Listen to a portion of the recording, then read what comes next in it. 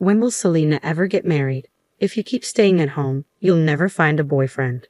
My sister Melanie has always been competitive with me, never satisfied unless she was outperforming me in some way. Whether it was school grades or extracurricular activities, she constantly tried to outshine me, which could be quite annoying. Her competitive streak didn't fade as we grew older, and she took pride in having married before I did. Selena, you need to be more fashionable if you want to get married, she often jeered. I never paid much attention to our sibling rivalry and usually just brushed off her comments. But then, something happened that I couldn't ignore. My name is Selena, and I'm a 31-year-old freelance web designer.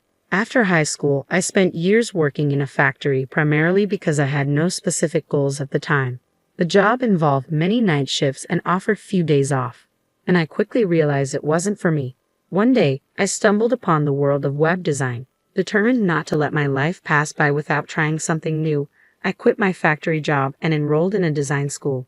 Following several years working for a web design company, I transitioned into freelancing. This move allowed me to work whenever and wherever I wanted, leading to a much more fulfilling lifestyle. Recently, my annual income has nearly doubled compared to when I was employed. A significant part of my success is due to the unwavering support of my parents. To show my gratitude, I decided to gift them a new home. Our family house was aging, so I opted to buy a high-rise condominium. My parents were overjoyed and moved to tears, having never expected such a gesture. Now, we live together in the condominium, enjoying peaceful and happy days. When Melanie and her husband Mitch heard about our move, they decided to visit. It's amazing that Selena can live in such a condo. You used to work at a factory, Melanie remarked, her words laced with sarcasm. They lived in an apartment and seemed to feel a bit envious of my new living situation. You're a web designer, right? That job must pay well, Mitch chimed in. Well, it's been good recently, I replied. Maybe I should start too. If Selena can do it, it must be easy, Melanie said with a dismissive tone.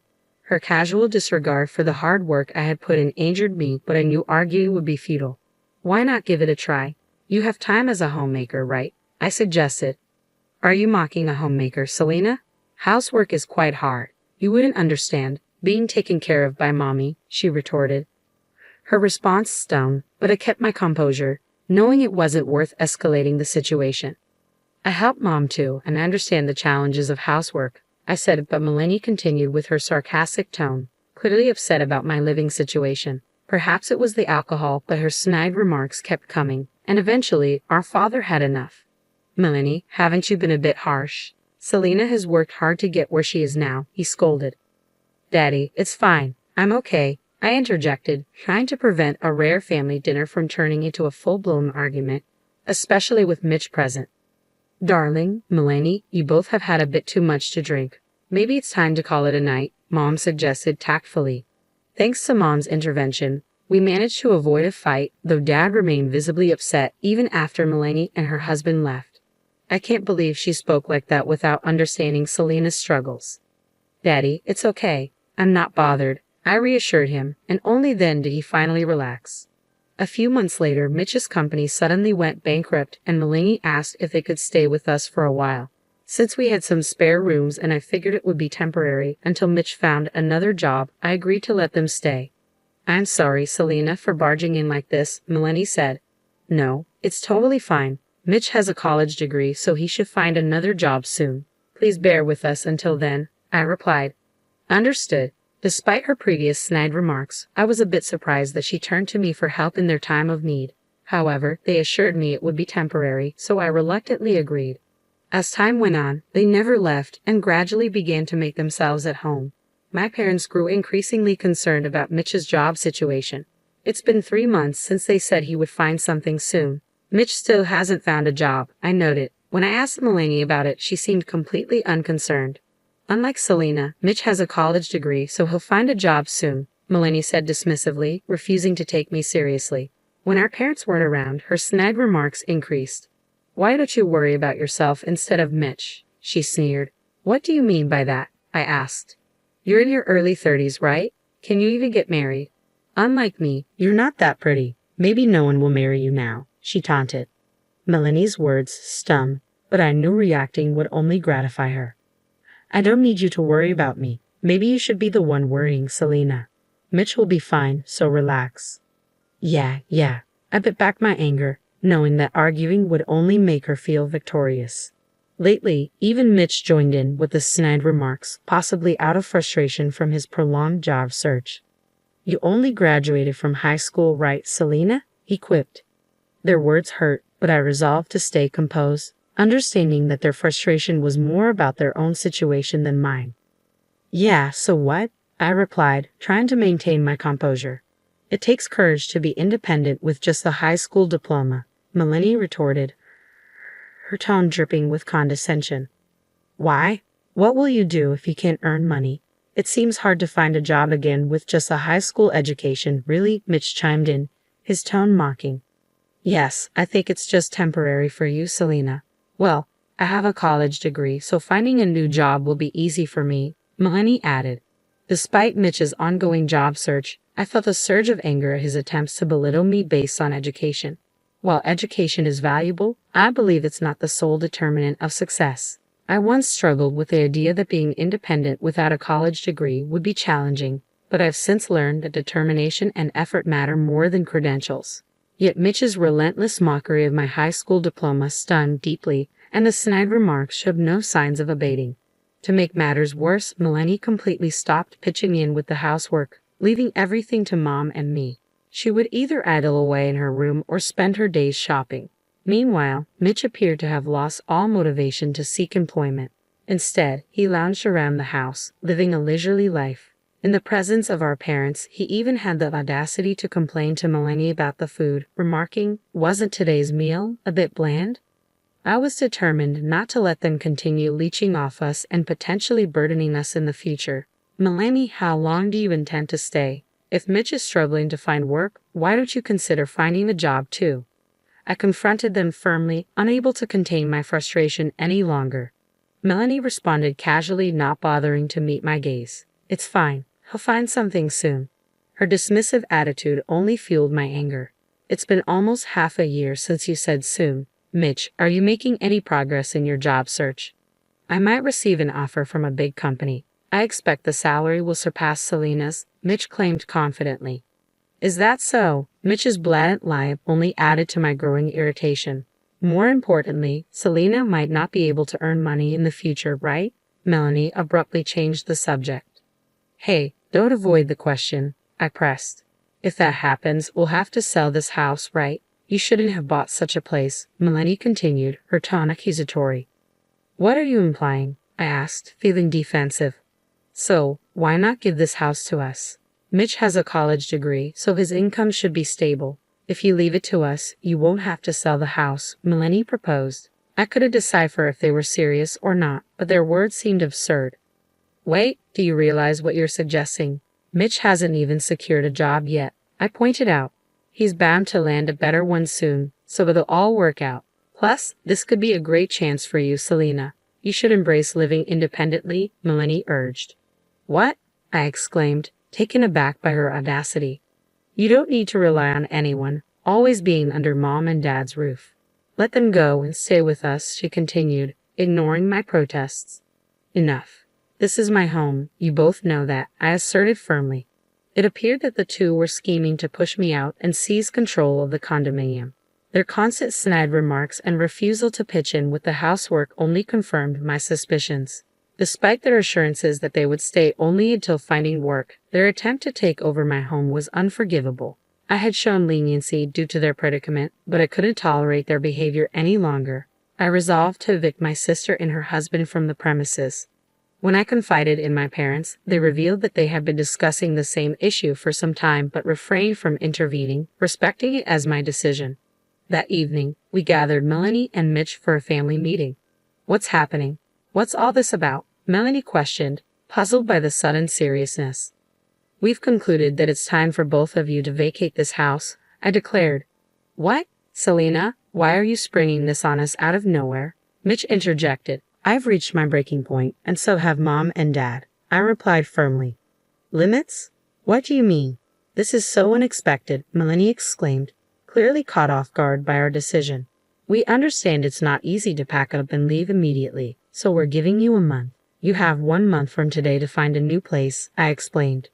That's still quite sudden, Melanie protested, her voice tinged with panic. Turning to Mitch, I inquired, have you managed to secure a job yet? Mitch's demeanor shifted as he avoided eye contact and mumbled softly. Not yet, but it'll come soon, he replied, lacking conviction. It's been 6 months already, hasn't it? Despite allowing you both to stay, Melanie hasn't lifted a finger to help with the housework. And recently, both of you have been making snide remarks towards me, isn't that right? I confronted them. Remarks. Daddy's reaction was immediate. I hadn't mentioned anything about the snide remarks before, so I could tell my parents were taken aback. Have you two been making snide remarks to Selena? Daddy's voice was firm, and Mitch appeared visibly uncomfortable, beads of sweat forming on his brow. Daddy, it's not like that. It's not snide remarks. It's just friendly advice, Melanie interjected hastily. What kind of advice have you been giving Selena? Daddy's tone grew more serious. He seldom showed anger, usually maintaining his gentle demeanor, but when he did, it was intimidating.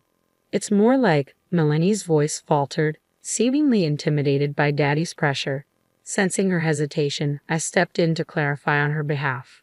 They suggested that because I only have a high school diploma, my future prospects are uncertain, and that living alone might increase my chances of getting married. Isn't that right? I relayed to Daddy. What? They said that. Daddy's anger flared instantly. That's enough of this nonsense. Uncertain because of a high school diploma. Better to live alone? Do you even have the authority to make such statements? Daddy's tone was stern, and Melanie remained silent, avoiding eye contact. Let me make this clear. You have a college degree, so why are you struggling to find employment? And if Mitch is having difficulty, why isn't Melanie contributing to the household income? After all, she also holds a college degree. Daddy continued, his words leaving Melanie and Mitch speechless. Selena, 1 month is far too lenient. They need to leave immediately. Both of you start packing your things, Daddy ordered firmly. What? That's impossible. We have nowhere to go, Melanie pleaded with Daddy, her voice almost breaking with tears. I don't care. When I say leave, you leave, Daddy reiterated sternly. Mommy, please talk to Daddy, Melanie implored, turning to Mom for support. I feel the same way as your father, Mom responded, surprising everyone with her agreement. Normally, Mom would side with them when Daddy got angry, but not this time. No way, Daddy insisted firmly. Daddy's right. 1 month is too generous. Can you leave right now? Selena spoke up, her voice firm as she stood by Daddy's decision. Mitch, supporting a crumbling Melanie, nodded in agreement. Reluctantly, they gathered their belongings and uttered a final, I'm sorry, before leaving. To be frank, Melanie and Mitch had been a significant source of stress, hindering my ability to work effectively for the past few months. Thanks to my father's intervention, we were finally able to persuade Melanie and Mitch to leave, and I felt a sense of relief wash over me. A month later, Melanie unexpectedly showed up at our doorstep. What do you want? I asked, my tone guarded. Actually, Mitch and I got divorced, Melanie revealed. She went on to explain that after being ejected from our house, they had to seek refuge at Mitch's parents' home.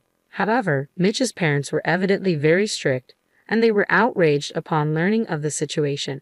Despite their displeasure, Melanie and Mitch had no alternative and had to plead to stay with them, albeit reluctantly granted permission. After that incident, Mitch began diligently searching for jobs every day while Melanie took on more responsibility with the household chores. However, as weeks passed, Mitch still couldn't secure a job. Despite his college degree, he lacked significant qualifications and had no notable achievements from his previous employment, merely following instructions without making any significant contributions. Although numerous job opportunities were available if he were less selective, Mitch's pride prevented him from considering them. He insisted on finding a position similar to or better than his previous one. Finally recognizing the futility of Mitch's approach, Melanie broached the topic of divorce. I never realized how prideful he was. It's not that he can't find a job. He's simply being picky. Isn't that absurd? Melanie remarked, expressing her frustration. While Mitch's refusal to compromise his pride was undoubtedly problematic, Melanie, who had persistently demanded a higher income from Mitch than me, was also to blame. If Mitch had accepted a lower-paying job, one could only wonder how Melanie would have reacted. So, I've decided to move back in with everyone from now on. I appreciate your understanding in advance, Melanie announced. That's not going to happen, I responded firmly. What? Melanie exclaimed, clearly taken aback by my refusal. I've already made it clear that we can't have you living with us anymore, Melanie. Daddy and Mommy agree, I reiterated firmly. But I'm divorced now. It's not the same as before, Melanie protested. That's not the point. Your personality is the problem here. Do not return here and do not reach out to us if you find yourself in trouble, I responded sternly. But what am I supposed to do? I'm not employed, Melanie pleaded.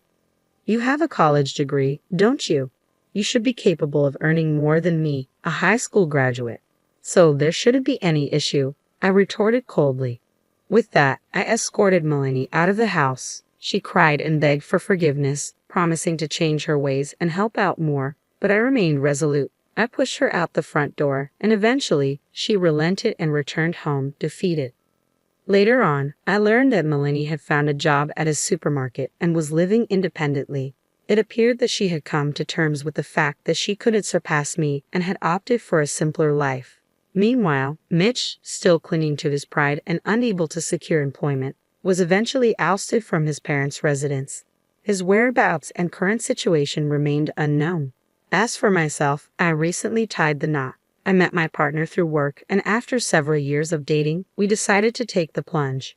We had been contemplating marriage for a while, and I had already introduced him to my parents.